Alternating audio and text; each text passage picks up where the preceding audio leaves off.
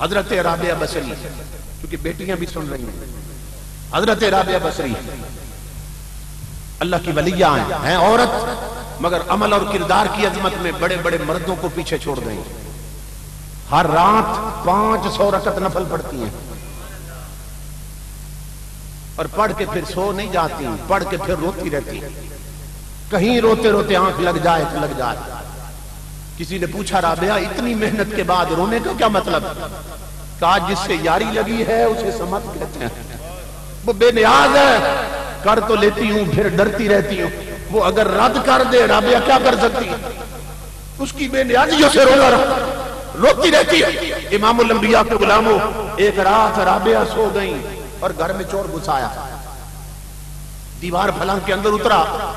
جب اندر دیکھا تو مایوس ہوا، پھٹے ہوئے کپڑے پڑے تھے، تاکیاں لگی، ایک مسلح تھا، ایک لوٹا بھرا ہوا پانی کا. اللہ کی ولیہ کے پاس کیا ہونا تھا؟ کہنے لگا آج رات ضائع ہو گئی، افسوس کر رہا. لالچی ہوتے ہیں، کہنے لگا چلو جو ہے اسی کو سمیٹ لے جاتا ہوں. سامان اکٹھا کیا، برتن کپڑے جو تھے، ایک گٹھڑی سی بنائی. جب گٹھڑی کو ہاتھ لگایا نا اٹھانے کے لیے، آنکھوں کا نور ختم ہو گیا. حضرت رابعہ سو رہی، گھبرا کے میں گٹھڑی چھوڑ دی. جب گٹھڑی چھوڑی تو آنکھیں پھر سلامت ہو گئی.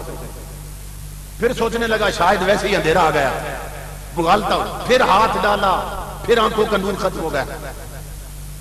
گھبرا کے چھوڑا تو آنکھیں پھر سلامت ہو گئی. ہاتھ آگے بڑھاتا ہے تو نور ختم ہوتا ہے، پیچھے ہٹاتا ہے تو نور پھر لوٹاتا. امام الانبیاء کے غلاموں، 2-4 بار ایسا کیا تو آسمانوں سے رب کی آواز آئی، او نادان تو کیا سمجھتا رابعہ سو گئی تو میں بھی سو گیا؟ فرمایا ہمیں اپنی عزت کی قسم، وہ سو گئی ہے اور میں اس کا پہرا دے رہا ہوں. تمہیں نہیں معلوم وہ رو رو کے سوئی؟ جو میری بارگاہ میں سجدے کر کے سوئے میں انہیں لٹنے نہیں دیتا. جب سے رابعہ میری بنی اس کے قریب شیطان نہیں گئے. تو کیا کر سکتا؟ اب اسے پتا چلا کس کے جگے پہ ہاتھ ڈالا ہے. گچڑی وہیں چھوڑی، مایوس ہو کے دروازے کی طرف گیا کہ کھول کے نکل جاتا ہوں. امام الانبیاء کے غلاموں، اللہ کی ولیہ نے کروٹ بدلی. رابعہ نے آواز دی، او میرے بیٹا خالی آیا تھا، خالی کیوں جاتا ہے؟ خالی کیوں جاتا؟ جلا ہوا تو پہلے تھا. کہنے لگا بی بی بوڑھی تیرے گھر میں رکھا گیا ہے جو لے جاؤں؟ حضرت رابعہ اٹھ بیٹھی، کہا میرے بیٹا پلٹا، میرے پاس تو کچھ نہیں، لیکن تجھے آج ایسا دروازہ دکھا دیتی ہوں جہاں سے زندگی بھر ہر شے ملتی رہے گی.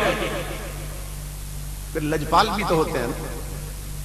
وہ پلٹا اس لالچ میں شاید کسی امیر کا دروازہ دکھائیں. کہنے لگا کس کا دروازہ، کدھر جاؤں؟ حضرت رابعہ نے فرمایا میرے بیٹا میری بات مانو گے؟ یہ میرا زندگی بھر کا تجربہ ہے، یہ لوٹا بھرا ہے پانی کا. اگر اس رات کے اس لمحے میں 2 رکعت نفل پڑھ کے چوری کی جائے ہر شے مل جاتی ہے. آج یہ نسخہ آزماؤ. کہنے لگا تیرا چہرہ جھوٹوں والا نہیں لگتا، آج یہ بھی کر لیتے. بروں کے کہنے پہ برائیاں کی، آج ایک اچھی کے کہنے پہ اچھائی کر لیتے. کراؤ وضو کرایا، برا اپنے لیے تھا، وضو سے کرا رہی. جب وضو کر چکا آپ نے فرمایا اب میری چادر پہ کھڑے ہو جاؤ. زمین پہ اپنی چادر پھیلا دی، قبلہ رخ کرایا، 2 نفلوں کی نیت کرائی، ہاتھ باندھ لیے، رکوع میں گیا، سجدے میں گیا. رابعہ نے اوپر دیکھا، عرض کی مولا میرے گھر میں کچھ نہ تھا، دیکھ میری چوکھٹ کی طرف، آدھی رات کا وقت ہے، میں تیری کمزور بندی، جو میں کر سکتی تھی میں نے کر دیا، اب جو تو کر سکتا ہے تو کر کے دکھا. یہاں تک لانا میرا کام تھا، اب قبول کرنا تیرا کام ہے.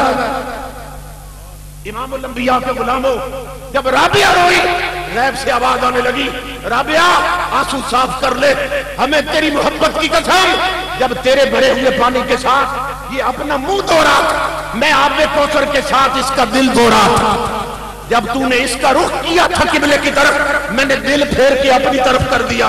اور رابعہ خوش ہو جاؤ، جھکنے سے پہلے چور تھا، اٹھنے سے پہلے ولی بنا دوں گا.